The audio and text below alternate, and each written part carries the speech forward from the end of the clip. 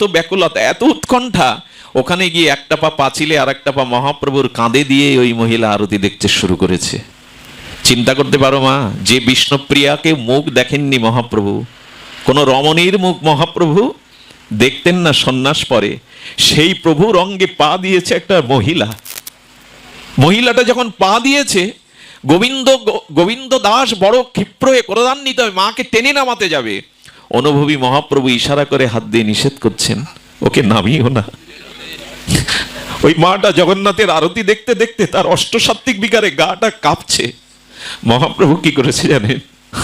জগন্নাথের আরতিতে বিমোহিত হয়ে যখন অষ্টসাত্ত্বিক ভাব হচ্ছে, মহাপ্রভু তার পাটা ধরেছে যাতে পড়ে না যায়, পড়ে না যায়।